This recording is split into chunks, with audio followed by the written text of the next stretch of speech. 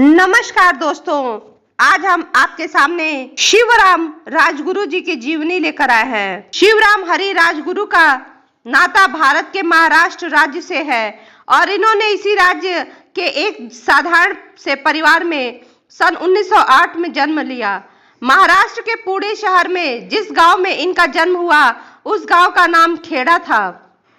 इसी गांव में राजगुरु का बचपन बीता। राजगुरु के पिता हरिनारायण ने 2 शादियां की थी। इनके पहले विवाह से इन्हें कुल 6 बच्चे थे और इन्होंने दूसरी शादी पार्वती जी से किया था और इस विवाह से इन्हें 5 बच्चे हुए। राजगुरु जी इनकी 5वीं संतान थे। राजगुरु जी का ताल्लुक एक ब्राह्मण परिवार से था और इतिहास में मौजूदा जानकारी के अनुसार राजगुरु को इनकी मां पार्वती बाई और इनके बड़े भाई द्वारा पाला गया था, क्योंकि जब ये महज 6 वर्ष की आयु के थे उस वक्त तक इनके पिताजी हरिनारायण जी का देहांत हो गया था। अपने गांव के ही एक मराठी स्कूल में राजगुरु जी ने अपनी पढ़ाई पूरी की। कुछ सालों तक अपने गांव में रहने के बाद राजगुरु जी वाराणसी चले गए और वाराणसी में आकर इन्होंने विद्या अध्ययन और संस्कृत विषय की पढ़ाई की। महज 15 वर्ष की आयु में राजगुरु जी को हिंदू धर्म के ग्रंथों का अच्छा खासा ज्ञान था और एक ज्ञानी व्यक्ति के रूप में यह प्रसिद्ध थे। इन्होंने सिद्धांत कौमुदी को बेहद ही कम समय में याद कर लिया था।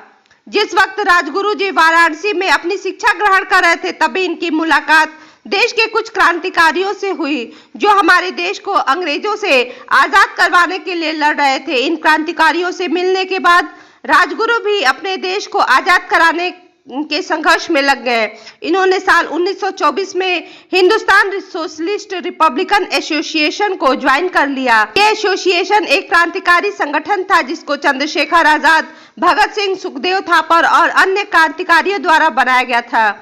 HRRS का लक्ष्य केवल देश की आजादी से जुड़ा हुआ था।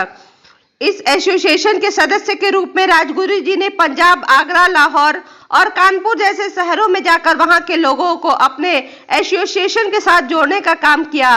वही काफी कम समय के अंदर ही राजगुरु जी भगत सिंह जी के साथ काफी अच्छे मित्र बन गए और इन दोनों वीरों ने साथ मिलकर ब्रिटिश इंडिया के खिलाफ कई आंदोलन लड़े, जिसमें राजगुरु जी ने 1928 में भारत के प्रसिद्ध क्रांतिकारी लाला लाजपत राय की हत्या का बदला अंग्रेजों से लिया और इसी साल ब्रिटिश इंडिया कंपनी ने भारत में राजनीतिक सुधारों के मुद्दे पर गौर करने के लिए साइमन कमीशन की नियुक्ति की, लेकिन इस आयोग में एक भी भारतीय नेता शामिल नहीं हुआ। राजगुरु जी और उनके साथियों द्वारा बनाई गई रणनीति के मुताबिक क्रांतिकारी जय गोपाल जी को स्कॉट की पहचान करनी थी, क्योंकि राजगुरु जी और उनके साथी स्कॉट को नहीं पहचानते थे। अपने इसी प्लान को अंजाम देने के लिए उन्होंने 17 दिसंबर 1928 का दिन चुना। 17 दिसंबर के दिन राजगुरु जी और भगत जी लाहौर के जिला पुलिस मुख्यालय के बाहर स्कॉट का इंतजार कर रहे थे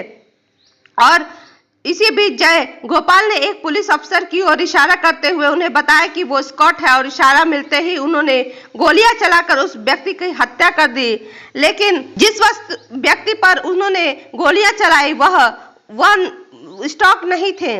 बाद में इन्हें पकड़ने के लिए पुलिस ने बहुत ज्यादा मेहनत की। अंग्रेजों से बचने के लिए भगत सिंह और राजगुरु जी लाहौर को छोड़ने का फैसला कर लिया और शहर छोड़ के भागने की तैयारी में सफल हो गए। इन्हें लाहौर से हावड़ा जाने वाली ट्रेन में पकड़ लिया गया। संडर्स की हत्या में दोषी पाते हुए राजगुरु जी को साल 1931 में फांसी दी गई। इनके साथ सुखदेव जी और भगत जी को भी ये सजा दी गई। इस तरह हमारे देश ने 23 मार्च के दिन अपने देश के 3 महान क्रांतिकारियों को खो दिया।